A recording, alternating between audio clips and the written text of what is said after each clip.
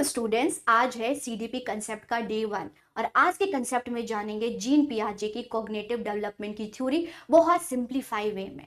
चलिए, अगर हम देखें तो जीन पियाजे को फादर ऑफ चाइल्ड साइकोलॉजी बोला जाता है।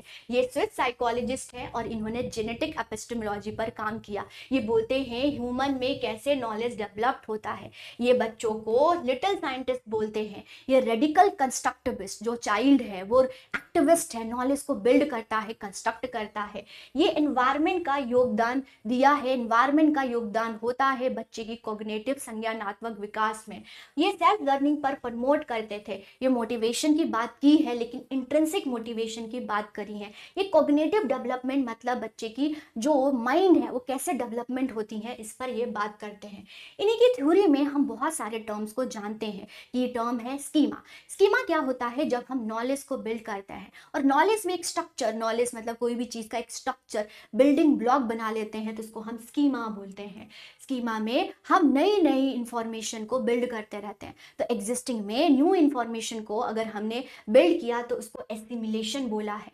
जब एग्जिस्टिंग नॉलेज में हम बदलाव करते हैं, मॉडिफिकेशन करते हैं तो अकोमोडेशन बोला है। एग्जिस्टिंग में न्यू नॉलेज फिट हो जाता है तो उसको इक्विलिब्रियम बोला है। और अगर एग्जिस्टिंग में न्यू नॉलेज फिट नहीं होता है तो उसको डिसइक्विलिब्रियम बोला है। यहाँ पर इन्होंने बच्चे की जो स्टेजेस ऑफ डेवलपमेंट दिया है वो 4 स्टेजेस दिया है, जो कि sensory motor, pre operational motor, concrete है और फॉर्मल ऑपरेशनल मोटर है।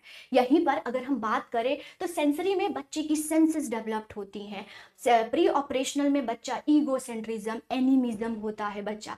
कंक्रीट में बच्चा क्लासिफिकेशन करने लगता है, कंजर्वेशन आ जाती है बच्चे में। फॉर्मल ऑपरेशनल में बच्चा जो है वो हायर लेवल थिंकिंग करने लगता है, एब्स्ट्रैक्ट थिंकिंग करने लगता है। मीन्स जैसे जैसे डेवलपमेंट होती है वैसे वैसे उसकी कॉग्निटिव डेवलपमेंट भी होता है, उसकी माइंड की डेवलपमेंट होती है। जीन पियाजे की थ्योरी को हम कैसे क्लासरूम में अप्लाई कर सकते हैं? तो बीइंग अ टीचर आपको बच्चे को एक्टिव एक्सप्लोर करने देना चाहिए। स्लो लर्नर को मोटिवेट करना चाहिए, पनिश नहीं करना चाहिए। लर्निंग बाय डूइंग को प्रमोट करना चाहिए, activity based, practical based learning होनी चाहिए।